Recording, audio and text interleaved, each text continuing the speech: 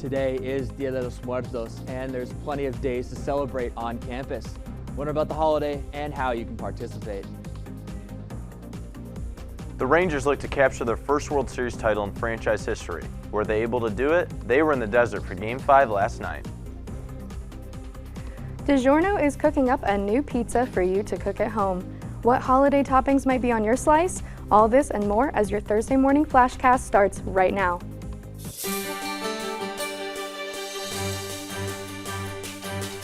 This is TV2 News.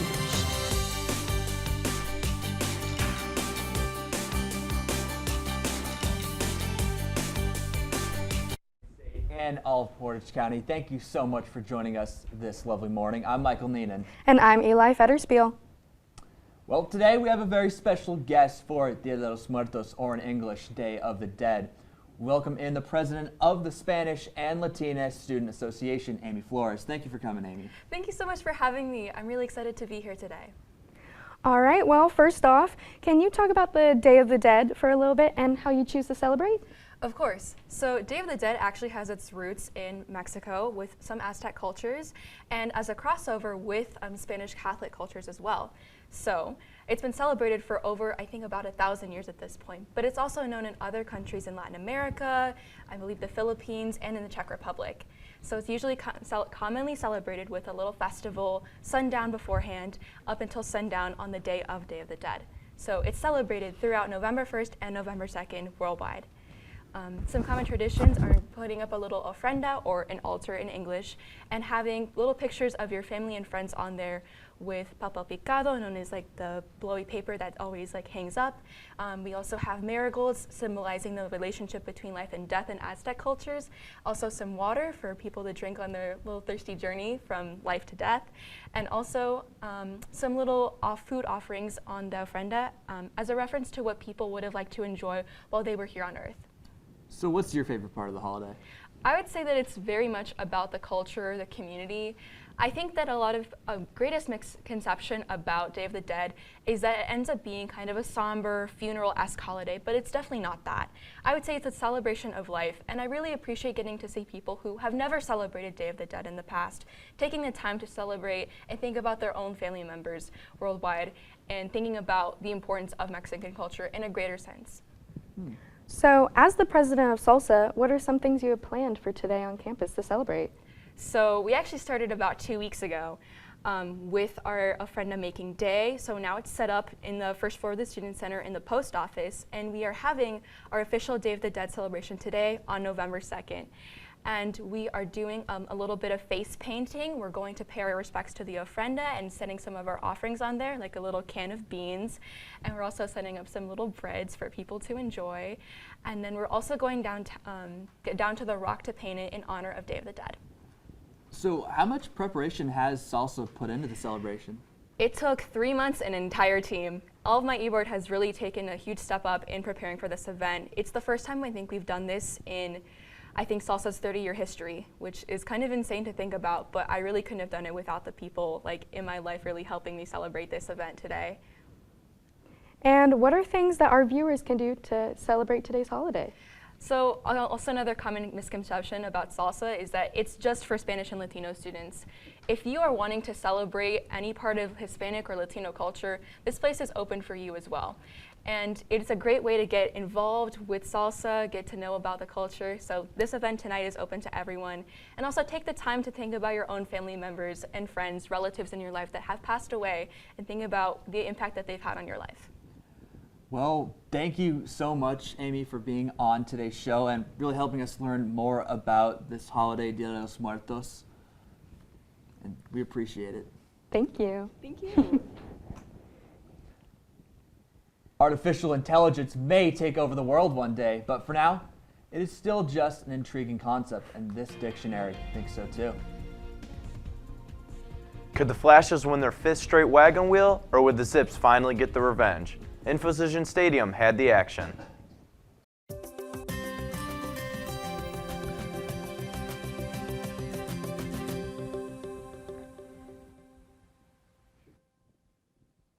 Good morning, Portage County. It's about time we see what the weather's like today, so let's take a look at the forecast. because right now in Kent it is 37 degrees, but it feels like 30 degrees thanks to that wind chill. So definitely be sure to put on some layers and definitely wear some long pants because, hey, it's not summer anymore. In fact, it's starting to feel like winter already. Dew point is at 21 degrees with wind traveling at south to southwest at 10 miles an hour. Humidity is at 54% and visibility is at a full 10 miles. I'm happy to report.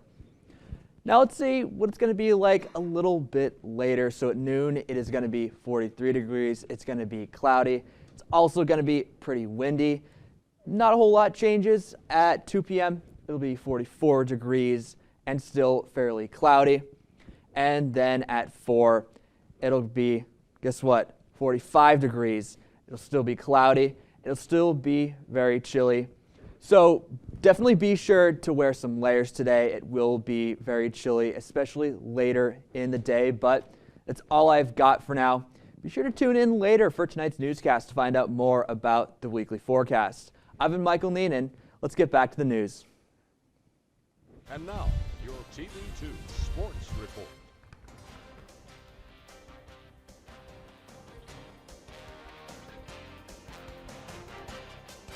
Good morning, Flashes, and welcome. We had midweek action and a World Series game last night, so let's get right into these highlights.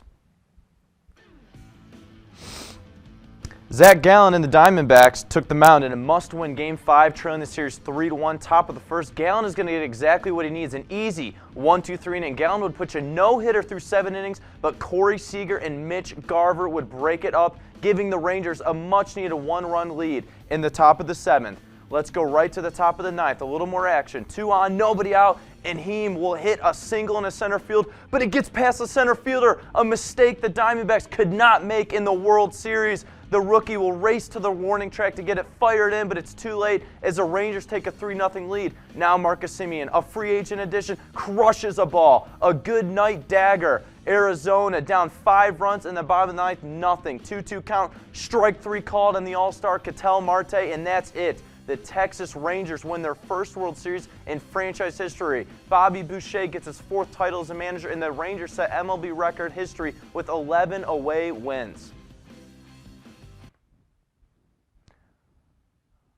A rivalry game full of momentum swings drastically in the wrong direction for the Kent State Flashes. A heartbreaking 31-27 loss to Akron.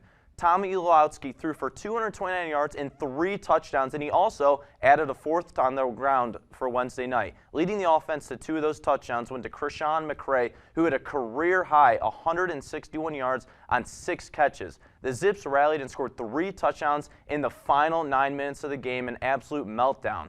The loss snaps the Flash's streak of 4 straight wagon wheel victories, and they are now an utter 0-5 in MAC play. That's all the sports I have for you today. I've been Noah Keeney, and this has been your Thursday morning sports report. Have a great Thursday. Artificial intelligence has taken over the world, or at least our dictionaries. Collins Dictionary has revealed AI is their 2023 word of the year. Collins defines AI as the modeling of human mental functions by computer programs. Stories of artificial intelligence has dominated headlines this year, along with rapid technology development, making AI the easy choice to define this year in one word. Don't feel like cooking this Thanksgiving? Well, don't worry, because DiGiorno has you covered with the release of its Thanksgiving pizza. The pie is topped with turkey, sweet potatoes, green beans, onion, and gravy. If you'd like to get your hands on this specialty pizza, it is only available for order on the company's website every Wednesday until Thanksgiving. Well, Eli, I mean, that is quite a pizza. I have never ever seen a kind of pie that has like turkey, gravy, and sweet potatoes on it. I know people will do that stuff with like Thanksgiving leftovers, but I mean a whole specialty pizza for it. What do you think of that? That's exactly what I was thinking. It reminds me of leftovers, so I may not be on board about having the pizza on Thanksgiving Day, but maybe an after Thanksgiving, the next day, Black Friday, who knows? I mean, just saying, you know, if it's so limited, I kind of feel like it might be worth my time to get it. I mean, hey, you know, maybe I will go onto their website and pre-order it. You know, I've never done that with pizza before, but, you know, there's a first time for everything. So, what do you think of AI being the word of the year then? I don't know, it's a little dystopian, but it feels very fitting for what we've heard about in the news. I think it works for 2023, and I wonder if 2024 will also be technology related, but we don't know until we see what this next year has in store for us. I mean, I think it's really cool, the advancements in AI technology, deep fakes, and all the artificial intelligence images. I think that stuff is really cool. I think it's a very appropriate choice. But what about Day of the Dead? Are you excited for it? Do you plan on doing anything to celebrate it? I loved hearing about it today from Amy. She was very knowledgeable about it, and yeah, she really filled me in, and I think I might have to get active on campus about it. Same here. I might have to do something related to it, but it's a really great holiday. Thank you so much, Amy, for joining us. And that is all the time we have for today. Thank you so much for tuning in. For updates on all these stories and more, visit our website at kentwired.com and follow us on social media on all platforms at KentWired. I've been Eli Federspiel. And I've been Michael Neenan. Have a great day, Portage County.